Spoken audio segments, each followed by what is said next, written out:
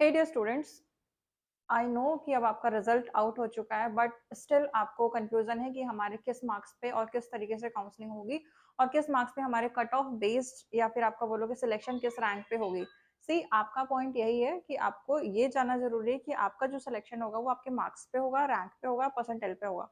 कुल मिला के वीडियो पे आज मैं यही बताऊंगी कि आपका किस तरह मार्क्स में एक्सपेक्टेड कट ऑफ पे वीडियो एक्सपेक्टेड कट ऑफ पे आपकी मार्किंग हो जाएगी, आपका सिलेक्शन हो जाएगा। वीडियो आने इसलिए टाइम लगा क्योंकि एक्चुअल सीट की इन्फॉर्मेशन नहीं थी, तो ये नहीं हो सकता था कि बस आपको कुछ भी डेटा दे दिया जाए इरेलेवेंट। अभी तक के चैनल पे इतने सालों में ऐसा कभी नहीं हुआ कि आपको इरेलेवेंट डेटा मिला हो, और अभी भी आपको डेटा रिलेवेंट ही मिलेगा। ऐसा नहीं कि अगर आपने रिजल्ट आ गया तो हम कुछ भी कट ऑफ बना के वीडियो अपडेट कर दे, नहीं, क्योंकि बहुत एनालिसिस करना पड़ता है, सीटों को देखना पड़ता है हर कैटेगरी वाइज। दैट्स वाई इतना टाइम लगा वीडियो को अपडेट करने के लिए। चलो देखते हैं कि किस तरीके से आपकी इस बार कट ऑफ जाएगी। तो आपका क्वेश्चन है कि आपके 20 मार्क्स अगर है, 15 मार्क्स, 25 मार्क्स, 35 मार्क्स, 40 मार्क्स, क्या आपका सिलेक्शन हो जाएगा?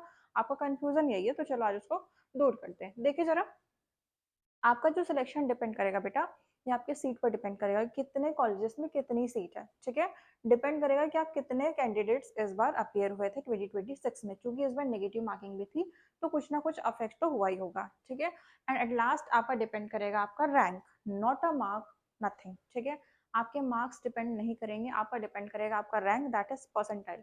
ठीक है, रैंक के बेसिस पे ही आपका सिलेक्शन इस बार होगा। ठीक है, चलो देखते हैं जरा। देखिए अभी जो ये भी डेटा है, कुछ शायद डीएचएस में और सीट ऐड हुई है ऐसा पता चला है, लेकिन still we are not confirm कि कौन से कॉलेज ऐड हुए हैं, कौन से क्या है, ये भी हम क्लियर इन्फॉर्मेशन नहीं आई है। इसी वजह से इतना टाइम लगा, क्योंकि डेटा आपको मिल ही नहीं पा रहा था सही तरीके से, तो कुछ भी डेटा हम बता नहीं पा रहे थे। ठीक है, तो सीट की इन्फॉर्मेशन अभी जो मैंने निकाला है या हमने जो निकाला है, ये प्रीवियस एनालिसिस के बेस पे है। कैसे, देखो जरा, डीएमई 6 कॉलेज है और आपकी 730 सीट थी। ठीक है, पहले भी।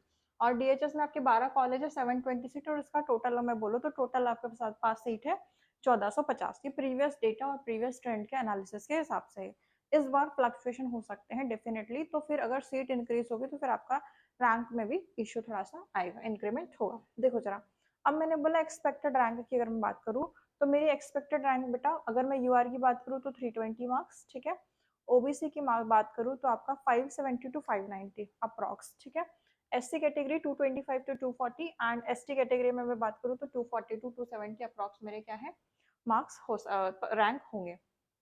And for the EWS it will be of 150 to 180, rank के हिसाब से आपका सिलेक्शन होगा। लेकिन चूंकि आपको पता है कि काउंसलिंग का रजिस्ट्रेशन आ गया है, आज से 14 अगस्त को आ चुका है, तो आप काउंसलिंग तो कीजिए। ठीक है, रजिस्ट्रेशन आप कीजिए, उसके बाद फाइनल और चीज़ें आपको पता चलेगी जब आप काउंसलिंग करना शुरू करेंगे ना, तब वहाँ पे काउंसलिंग के लिए समझ में आएगी कि काउंसलिंग कौन कौन से कॉलेजेस में और ऐड हुए हैं, तब आपको एक्चुअल में पता चलेगा। ठीक है, लेकिन बात ये है कि ये मैंने एक्सपेक्टेड रैंक बताया है। ठीक है, अब देखो, अगर कॉलेजेस ऐड होते हैं, ठीक है, इसका मतलब बेनिफिट्स उन स्टूडेंट को मिलेंगे जिनके मार्क्स कम हैं।